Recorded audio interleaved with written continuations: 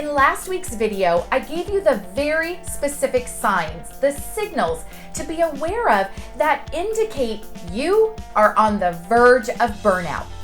What to be watching for physically and mentally before you actually hit burnout, especially if you're seeing some of those signs happen at a greater frequency. That should be your signal.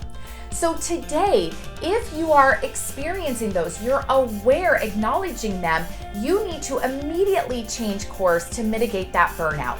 So your number one action is to communicate with your manager. Burnout is a workplace syndrome. It's when your work is not under control and you don't have ways to manage the stress, directly, again, tied to work.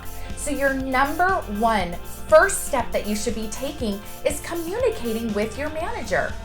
Do not assume that your manager has any idea of what you're going through.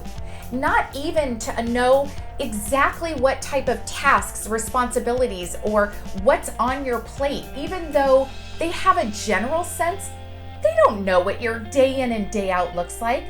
They're most likely not aware of how many hours you're working, and much less are they aware of how you're feeling. So when you go to approach your manager, I want you to think about these 3 C's. It's communicate with collaboration, not complaining. Communicate with collaboration, not complaining. So be prepared to come in and say, look, I'm really excited about these opportunities. Here's what I have on my plate. I'd like to talk with you about these so we can collaborate, maybe find out what's priorities, where some things could maybe shift in order for me to avoid getting really burned out. I'm starting to work extra hours. I'm noticing that I have more anxiety, or I'm getting more frustrated, and I want to make sure that we're not getting to the place of burnout. So sitting down to collaborate, stating the facts. How many hours are you working? What are the projects on your plate? And then collaborate on how things could be prioritized or delegated or shifted to another time, delayed, in order for you to avoid getting to that absolute burnout. So make sure that in your communication, it's with collaboration, not complaining. You never want to approach your manager by saying, oh my goodness, I'm so burned out. I need to do this. I can't handle this.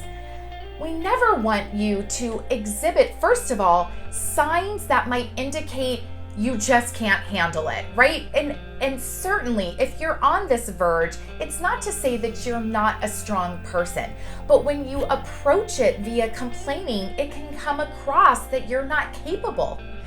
Also, when you're complaining, depending on your manager's personality and how they respond or react to things, they may take your complaining as a sign that you're blaming them for your situation or the situation. So make sure that you approach it with facts.